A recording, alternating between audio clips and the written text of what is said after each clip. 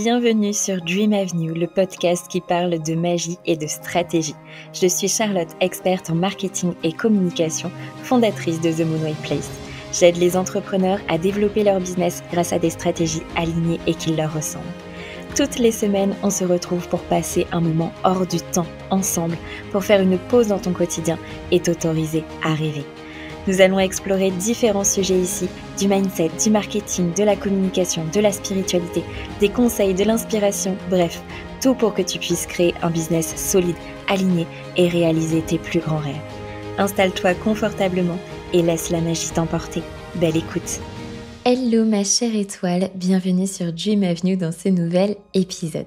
Je le dis très souvent, il n'y a pas d'échec, seulement des pas de plus vers notre réussite. Et aujourd'hui, j'ai envie de te partager 5 erreurs que j'ai faites en 3 ans durant mes lancements. C'est vrai qu'on parle souvent des succès, mais je crois très sincèrement que ce sont les erreurs qui nous permettent de grandir et d'apprendre. Ce sont elles qui nous rapprochent de notre version la plus alignée. Un lancement, c'est forcément une étape qui est très importante dans notre entreprise, une étape qui est très importante pour le développement de notre business. Et je pense qu'il y a une grosse pression autour de ça. Alors, j'avais envie de te transmettre ce que j'ai expérimenté et les leçons que j'en ai tirées. Un lancement, c'est vraiment le moment où tu mets ton offre au monde, où tu partages ton énergie, ta vision et la transformation que tu vas vouloir apporter à travers cette offre. Et je sais combien cette pression autour de ça peut te freiner parce qu'on entend beaucoup parler de chiffres, de ventes, d'objectifs, ce qui est complètement normal, mais forcément, ça peut t'empêcher de vraiment réussir. Je pense qu'il y a aussi beaucoup de comparaisons qui peuvent se générer et ça, c'est très important de comprendre que tu ne peux pas comparer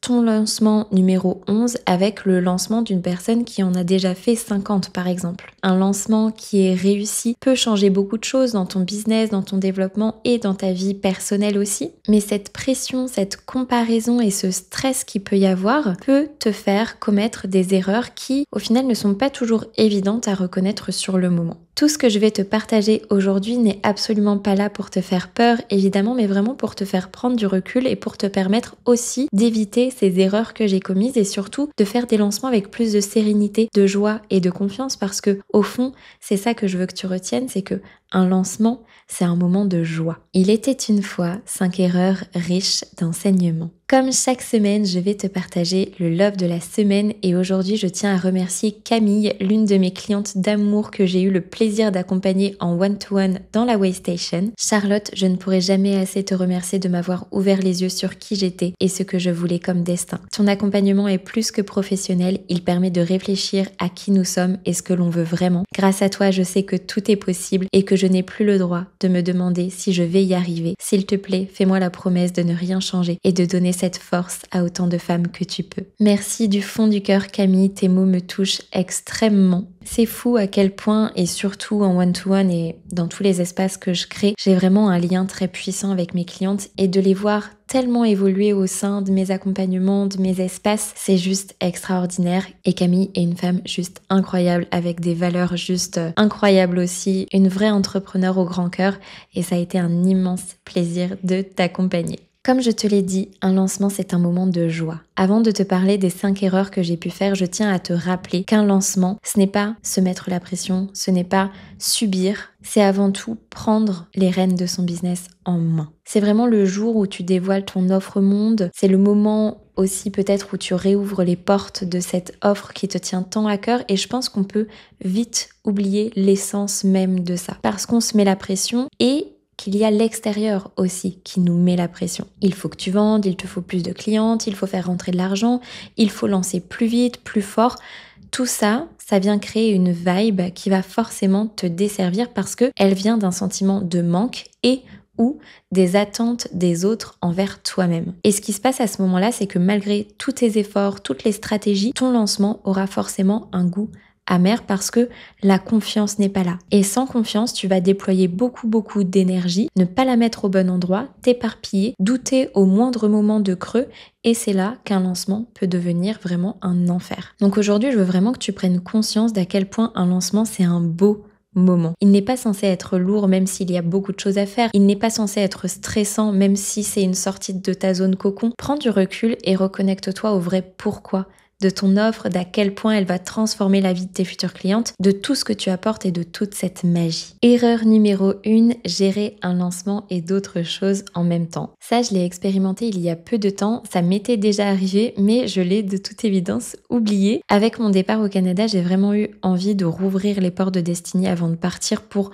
donner l'opportunité à ma communauté de rejoindre le programme en septembre, car après, je ne sais vraiment pas quand je vais pouvoir rouvrir les portes. J'étais vraiment dans l'inconnu, donc je me suis dit, allez, refais un lancement avant, comme ça tu ouvres les portes, tu ouvres cette opportunité et tu te mets pas la pression après pour réouvrir avant la fin de l'année. Sauf que c'est finalement tombé la semaine où j'étais en famille en Normandie, dernière semaine avec mes parents avant mon départ. Donc même en préparant tout ce que je souhaitais pour le lancement, forcément je ne pouvais pas être à 100% dessus parce que j'ai choisi de prioriser ce moment familial. Je voulais vraiment en profiter au maximum. J'ai organisé l'atelier Enchanted September qui était d'ailleurs un moment juste incroyable. Plus de 100 inscrites, plus de 30 personnes en live. J'ai eu des retours juste fous. C'est vraiment un moment qui restera gravé dans mon cœur, mais je ne pouvais pas être partout, donc j'ai fait le choix de ne pas être à 100% sur mon lancement et c'est totalement ok. J'ai vraiment fait passer ce moment familial en premier, sans culpabiliser, sans me mettre la pression, parce que pour moi c'est aussi ça, être la fondatrice de son royaume, c'est savoir où est-ce qu'on a envie de mettre son énergie, l'assumer pleinement et être 100% ok avec ça. J'ai fait ce choix, mais c'est vrai que j'aurais pu ne pas avoir à le faire si j'avais choisi des dates différentes pour mon lancement. Donc j'ai vraiment pris conscience que ce n'est pas de cette façon-là que je veux vivre mes lancements. Je veux vraiment être investie à 100%, être pleinement dans l'instant de ce moment qui est hyper important et qui est pour moi un moment vraiment de joie, de développement de mon business. C'est important de laisser de l'espace, de se dégager du temps pour pouvoir justement donner le meilleur de soi-même et s'investir à la hauteur de la puissance de notre offre. Nous sommes responsables, nous avons le pouvoir, nous avons les rênes. Donc là, je t'invite à définir des dates de lancement durant lesquelles tu sais que tu seras disponible à 100%. Bien sûr, il peut y avoir des imprévus et d'ailleurs, c'est ce qui s'est passé pour moi. Les dates se sont chevauchées sans que je puisse y faire grand-chose. Donc il a fallu que je prenne des décisions, mais essaie au maximum d'anticiper pour pouvoir briller de mille feux durant ton lancement. Petite pause avant de passer à l'erreur numéro 2. Si tu veux me soutenir et m'aider à faire connaître le podcast, tu peux me laisser une note de 5 étoiles sur ta plateforme d'écoute préférée. Erreur numéro 2, aller trop vite. Celle-ci, je l'ai faite durant mon deuxième lancement il y a 3 ans. On a vraiment souvent cette envie de sortir notre offre rapidement, d'aller à la prochaine étape. Peut-être que tu l'as ressenti aussi d'ailleurs. C'est normal, on est fiers, on a envie d'y aller et c'est génial ce feu qu'il y a à l'intérieur de nous. Mais en lançant trop vite, on peut parfois oublier des éléments essentiels comme peaufiner son message, ajuster notre stratégie ou même donner à notre audience le temps de comprendre et d'intégrer notre proposition. Pour moi, c'est vraiment important de prendre le temps de chauffer ta communauté avant même de penser à vendre. Tu dois créer l'envie, préparer le terrain.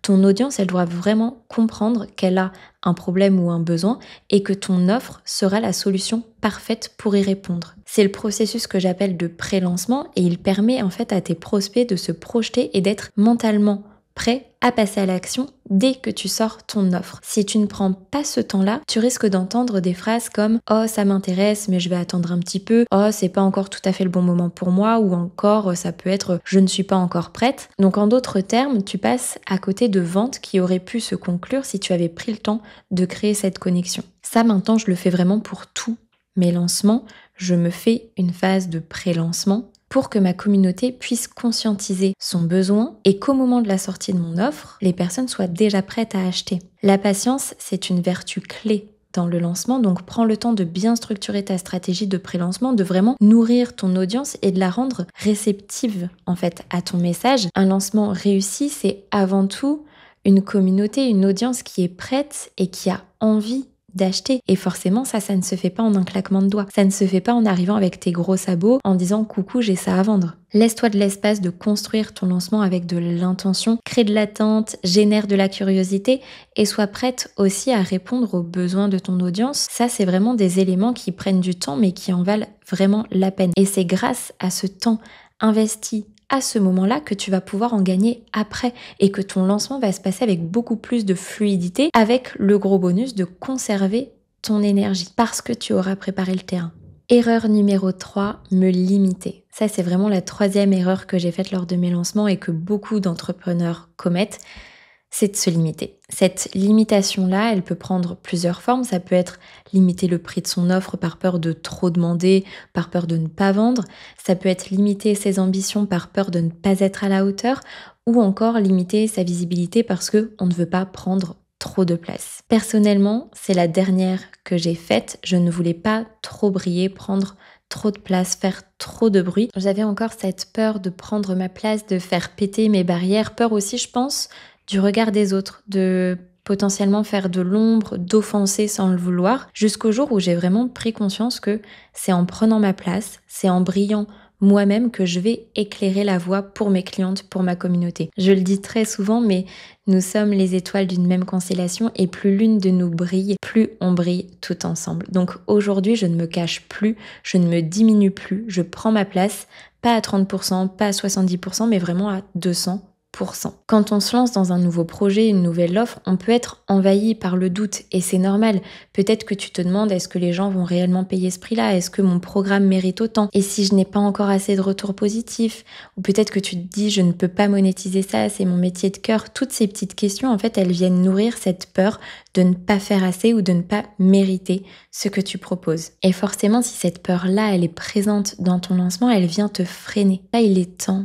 Ok, ne te limite pas, prends ta place, ton offre elle a de la valeur et toi aussi. Si tu crois en ce que tu fais, il est crucial de te positionner avec confiance. Ça signifie oser fixer un prix en alignement avec la qualité de ce que tu offres, créer la communication que tu désires faire au fond de toi, briller de ta plus belle lumière et ne pas avoir peur de viser grand. Parce que si toi, tu ne valorises pas ton travail, comment est-ce que tu veux que ta communauté le fasse? Peut-être qu'il y a des croyances aujourd'hui que tu as à travailler et je t'invite vraiment à le faire parce qu'elles peuvent saboter ton lancement. Prends le temps aussi de te dire, mais en fait, j'arrête de me limiter, j'arrête de me minimiser.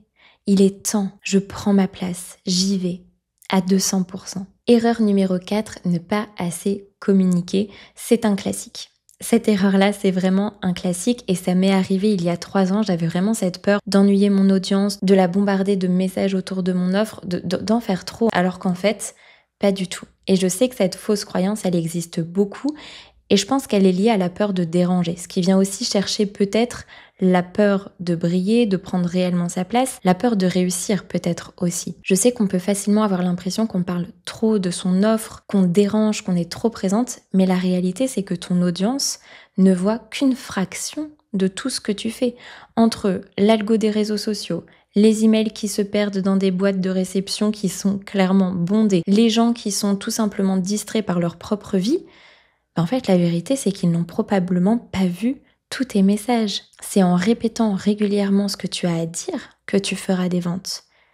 Ça, c'est vraiment très important. Ne sous-estime jamais l'importance de la répétition. Ta communication pendant un lancement, elle doit être constante. Elle doit se décliner sous différentes formes. Certains de tes prospects vont lire tes posts, d'autres vont entendre peut-être ton podcast ou regarder des vidéos et d'autres vont écouter des témoignages. Enfin, il y a vraiment plein de formats possibles et c'est justement en multipliant ces formats et en répétant ton message que tu vas augmenter tes chances de capter l'attention de ton audience et donc qu'elle entende ton message et donc qu'elle soit intéressée par ton offre et donc qu'elle achète. Ça, on oublie le truc de j'ai peur de déranger, etc. On y va à fond.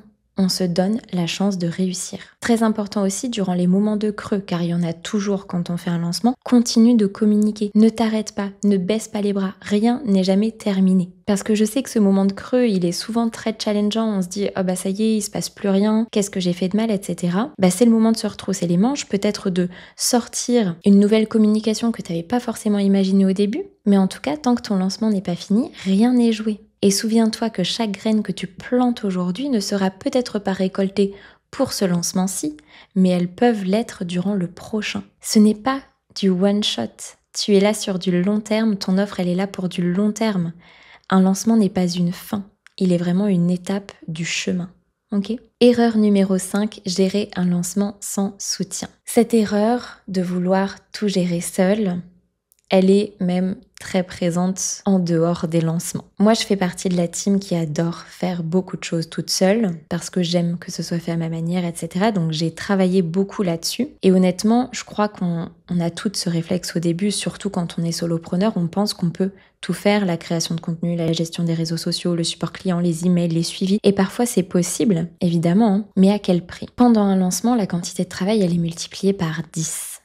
Et le fait de vouloir tout gérer seul, ça peut non seulement t'épuiser, mais aussi impacter la qualité de ton lancement. En t'occupant de chaque petite tâche, tu n'as plus le temps ni l'énergie de te concentrer sur l'essentiel qui est finalement la relation avec tes clientes potentielles et l'impact de ton offre. Et je vais être complètement honnête, c'est sûr que préparer un lancement seul, c'est faisable, évidemment, mais c'est très épuisant. Je me souviens de mes premiers lancements. Au bout d'une semaine, j'étais vraiment fatiguée, donc j'avais plus l'énergie nécessaire pour aller interagir correctement avec les participantes potentiellement intéressées. Forcément, on manque des ventes quand on n'a plus l'énergie et la disponibilité mentale et physique pour vraiment bien répondre aux questions, pour pouvoir aller aussi chercher de nouvelles personnes. Déléguer, moi j'ai vraiment compris que c'est pas un luxe, mais que c'est souvent une nécessité. Et même si t'as pas encore une équipe, il y a vraiment des moyens en fait de recevoir du soutien. Tu peux déléguer certaines tâches techniques, administratives à des freelances, ou tu peux aussi demander de l'aide à ton entourage parce que c'est pas forcément que sur ton lancement, ça peut être aussi sur des tâches de ta vie personnelle. Ça peut être aussi le fait d'automatiser une partie de ton processus en programmant tes emails ou tes posts à l'avance. Tu as aussi ManyChat maintenant qui peut